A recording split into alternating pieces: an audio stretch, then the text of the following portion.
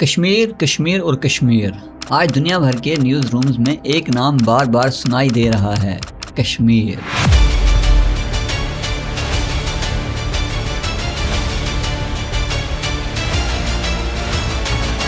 لیکن سوال یہ ہے، ایسا کیا ہو رہا ہے کشمیر میں کہ دنیا کی نظریں اس وقت آزاد جموں اینڈ کشمیر پر ٹک گئی ہیں؟ Reuters, Associated Press, Al Jazeera, the Guardian, Deutsche Welle اور human rights organisation Amnesty International یہ سب آزاد جموں اینڈ کشمیر کی سچویشن کو رپورٹ کر رہے ہیں۔ تو آخر ماجرا کیا ہے؟ ہم صرف وہی بات کریں گے جو آن دا ریکارڈ ہے۔ جون سے آزاد جموں اینڈ کشمیر میں جوائنٹ عوامی ایکشن کمیٹی کی قیادت میں پروٹیسٹ اور سٹرائکس کا سلسلہ چل رہا ہے۔ شروع میں ڈیمانڈز میں سستی بجلی، سبسیڈائزڈ فلور اور ہائیڈرو پاور پروجیکٹ سے لوکل شیئر جیسے اکنامک ایشوز شامل تھے، لیکن بعد میں موومنٹ کی ڈیمانڈز بڑھ کر 38 پوائنٹس تک پہنچ گئیں اور ان میں سب سے بڑا سیاسی ڈسپیوٹ بن گیا آزاد جموں اینڈ کشمیر اسمبلی کی 12 ریفیوجی سیٹس کا issue. Azad Jammu and Kashmir assembly میں 12 سیٹس ان کشمیری ریفیوجیز کے لیے ریزروڈ ہیں جو انڈین ایڈمنسٹرڈ کشمیر سے مائیگریٹ ہو کر پاکستان کے مختلف علاقوں میں سیٹل ہوئے۔ جوائنٹ عوامی ایکشن کمیٹی کا کہنا ہے کہ آزاد جموں اینڈ کشمیر سے باہر رہنے والوں کو آزاد جموں اینڈ کشمیر کی لوکل گورنمنٹ بنانے میں اتنا سیاسی انفلوئنس نہیں ملنا چاہیے۔ گورنمنٹ کا کہنا ہے کہ یہ سیٹس کانسٹیٹیوشنل فریم ورک کا حصہ ہیں اور Azad Jammu and Kashmir supreme court نے بھی کہا ہے کہ ان سیٹس کو صرف کانسٹیٹیوشنل امینڈمنٹ کے ذریعے ختم کیا جا سکتا ہے۔ پھر ٹینشن بڑھتی گئی، جوائنٹ عوامی ایکشن کمیٹی کو بین کیا گیا، اریسٹ ہوئے، پروٹیسٹ اور کلیشز ہوئے اور انٹرنیٹ اور موبائل سروسز پر ریسٹرکشنز لگائی گئیں اور پھر جولائی میں سچویشن اور سیریس ہو گئی۔ پروٹیسٹرز اور سیکورٹی فورسز کے درمیان ڈیڈلی کلیشز رپورٹ ہوئے۔ یہاں ایک بات بہت امپورٹنٹ ہے، کیجولٹیز کے نمبرز پر مختلف کلیمز سامنے آئے ہیں۔ ریوٹرز نے جوائنٹ عوامی ایکشن کمیٹی کے حوالے سے راولا کوٹ میں 30 سے زیادہ لوگوں کے مارے جانے کی رپورٹ کی، جبکہ اتھارٹیز نے ڈیفرنٹ فگرز دیے اور سیکورٹی پرسنل کی کیجولٹیز بھی رپورٹ کی۔ دی گارڈین نے پروٹیسٹرز کے حوالے سے پاکستانی سیکورٹی فورسز پر 30 ان آرمڈ پروٹیسٹرز کو مارنے کے الزام رپورٹ کیے، لیکن کمیونیکیشنز بلیک آؤٹ کی وجہ سے انڈیپینڈنٹ ویریفیکیشن مشکل تھی۔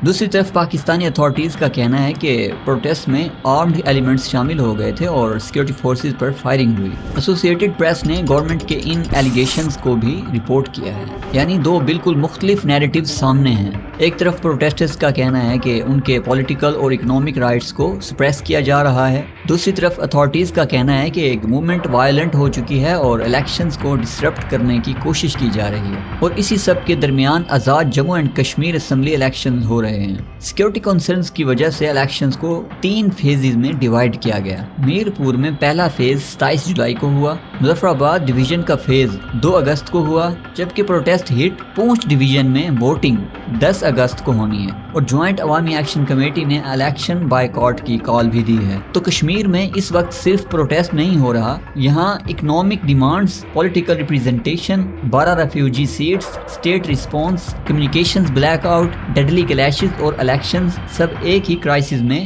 جڑ چکے ہیں، اور شاید اسی لیے آج دنیا کی نظریں کشمیر پر ہیں۔ لیکن یہاں ایک اور سوال بھی بنتا ہے، پاکستان کے بڑے news channels Geo news, ARY news, Samaa T V, Dunya news, express news, 92 news اور آج نیوز، اگر آزاد جموں اینڈ کشمیر کو پاکستان کا حصہ سمجھا جاتا ہے، اگر کشمیریوں کو اپنا سمجھا جاتا ہے، تو پھر وہاں کے لوگوں کے ساتھ جو کچھ ہونے کی رپورٹ سامنے آ رہی ہیں، کیا وہ ہماری نیشنل نیوز کا سینٹرل ایشو نہیں ہونا چاہیے؟ کیا کشمیری پاکستانی نہیں ہیں؟ اور اگر کسی سیاسی یا کانسٹیٹیوشنل بحث سے پہلے یہ سوال مشکل لگتا ہے، کم از کم انسان سمجھ کر ہی ان کے لیے آواز اٹھائی جا سکتی تھی۔ ہاں، پاکستانی میڈیا میں آزاد جموں اینڈ کشمیر کے پروٹیسٹ، گورنمنٹ سٹیٹمنٹس اور الیکشن ڈیولپمنٹ کی کوریج ہوئی ہے، لیکن سوال یہ ہے جتنی بڑی انٹینسٹی سے یہ کرائسس انٹرنیشنل میڈیا میں رپورٹ ہوا، کیا پاکستانی مین سٹریم ٹیلی ویژن کوریج میں اسی انٹینسٹی سے یہ وہاں کے عام لوگوں کی تکلیف، کیجوالٹیز اور ہیومن رائٹس کنسرنز کو جگہ ملی؟ یہ سوال صرف میڈیا سے نہیں، ہم سب سے ہے۔ اور آخر میں ایک بات گورنمنٹ کو بھی سمجھنی ہوگی، ہر آواز کو دشمنی کا نام دینا، ہر پروٹیسٹر کو غدار کہہ دینا اور عوام کے جینون حقوق کو نظر انداز کر دینا کسی مسئلے کا حل نہیں۔ اگر عوام اپنے حقوق، اپنی بجلی، اپنے ریسورسز اور اپنی سیاسی ریپریزنٹیشن کی بات کر رہی ہے تو گورنمنٹ کو فورس سے پہلے عقل اور کریک ڈاؤن سے پہلے ڈائلاگ کا راستہ اختیار کرنا چاہیے، کیونکہ تاریخ گواہ ہے جب لوگوں کی جینون آواز کو بار بار دبایا جاتا ہے تو مسئلہ ختم نہیں ہوتا، وہ اور گہرا ہو جاتا ہے۔ اس لیے گورنمنٹ کے لیے بہتر ہے کہ وقت رہتے عوام کی بات سنیں، ان کے حقوق کا احترام کریں اور کشمیر کے لوگوں کو اپنا مخالف نہیں اپنا شہری سمجھیں، ورنہ اگر سیاسی اور عوامی گریوینسز کو اسی طرح اگنور کیا جاتا رہا تو کل کوئی ایسی سیاسی قوت ابھر سکتی ہے جو آج کسی کے وہم و گمان میں بھی نہیں۔